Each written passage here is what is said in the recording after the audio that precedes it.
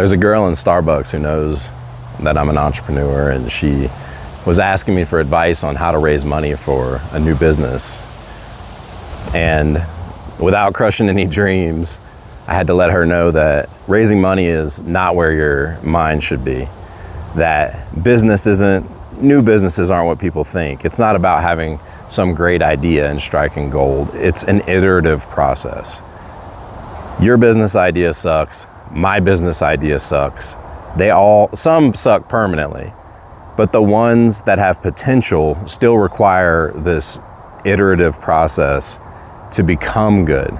And that's not the kind of thing you want to go through with lots of other people's money on the line. It doesn't feel good to lose money for other people. You don't really want to raise money for ideas. You want to raise money for proven concepts. So even if you have to start on a really small scale, my advice to her was you do that. Even in a tiny way, you'll start to see challenges that you need to overcome. You'll start to realize that you need to do a better job of marketing. You're not reaching your customers, or other issues related to the revenue. You'll start to see issues with the cost and areas you can shave. Once you get the profit margin looking good, the gross profit, especially, if you're small, you shouldn't have much overhead. You can take that piece of paper, you learn a little minimal amount of accounting, enough to make a small profit and loss statement. And that piece of paper is gonna do more than any sales pitch that you could think of to convince an investor to give you money if you do in fact need money. So a lot of times what you might find, if you actually go through the incremental process of improving your profit margin, is that as money starts to actually roll in, maybe what you would prefer to do is just reinvest in the business and let it grow organically.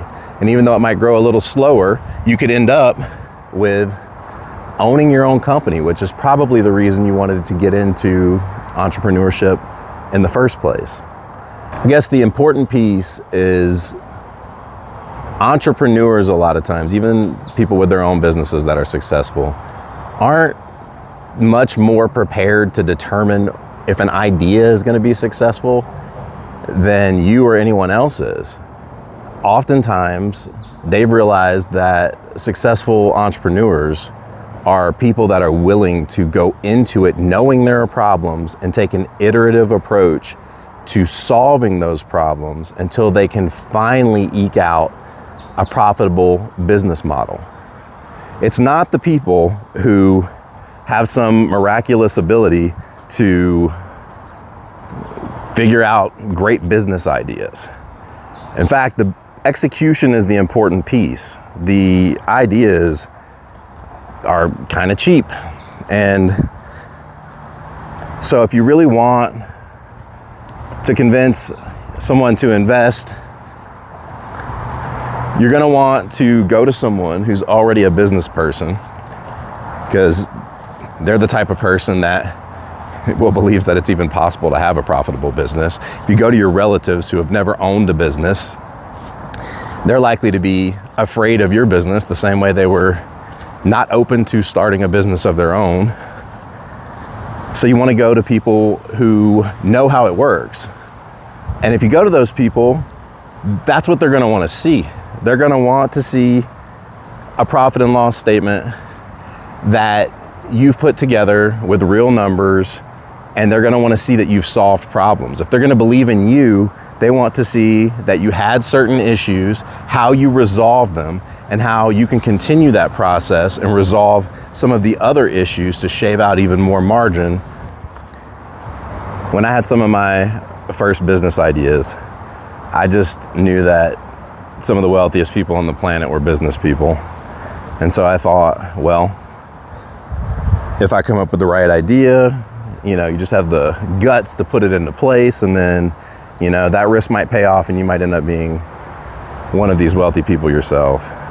And now I realize that being a successful business person, a successful entrepreneur, is way more about being a person who is willing to solve issues until you finally carve out a business model that works. The idea that you can just come up with a great business idea, and if you have the guts to implement it, you'll make a lot of money, is a detrimental idea.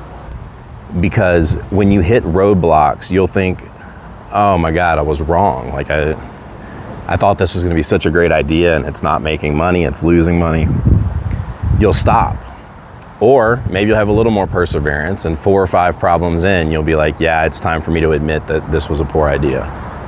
If you start with the reality that every successful business you see around you had to overcome countless problems, had to tweak their model countless times, then you're going in with the attitude that's really going to give you the best chance of being successful. All you're trying to do is prove it out on a piece of paper, a business concept with profit margins that work. So if you think of it that way, then you want to get busy creating that piece of paper. I mean, it needs to be legitimate. So you're recording the real numbers from the real world, but that's your job. And if you go out to do that and you fail, you only learn, and then you do it again and you do it again. So it's not only that an individual business is an iterative process, but you might have to go through an iterative process with multiple businesses before you find the one that works. And I don't think there's any problem with that. If you're young, I just don't think you can lose by trying to start a business on a small scale. I think that you're gonna learn, potentially more than you would learn in an MBA, and you're gonna learn what you want your next business to look like. Then you can attempt that business and know that you're gonna have to go through that iterative process and start small. The only time I would recommend really considering taking on partners, raising money, is if you're in a position where you know this thing works and you know that organically you can't grow fast enough, even with patience, for it to make sense.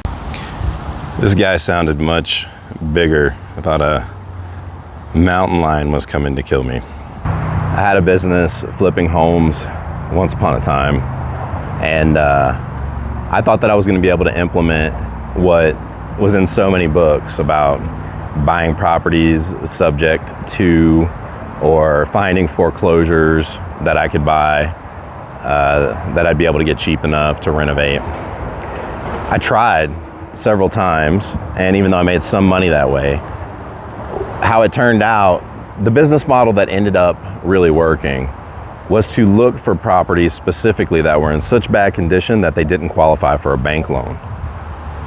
If I found those properties, that meant that the only people competing for them were cash buyers. Out of the cash buyers, which is a much smaller pool, they had to be an investor, they had to be comfortable with a property that was in extreme disrepair, and they had to be in a position where their money wasn't tied up. So that was the only way my competition was small enough that I could get these properties for cheap enough to make a profit margin that made it actually a profitable business. When you considered the carrying cost and you considered all the unexpected things that pop up, the amount of time that you would end up holding these properties, and then you looked at what that would equate to in terms of income over the course of a year to make it a viable business, that was the model that ended up working. But I had to try a multitude of strategies before I ended up locking into that one.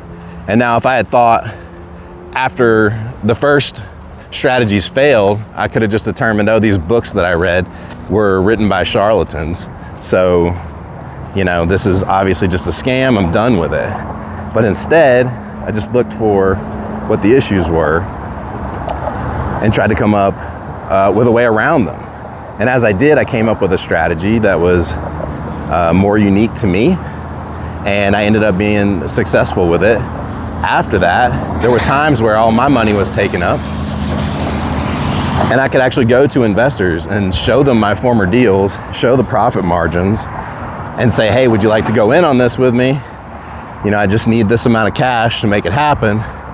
It was an easy sale at that point. Now, if I just come to them with, I have this idea from books that I read, I very seriously doubt they would have been open to handing over several $100,000 to me to flip a house.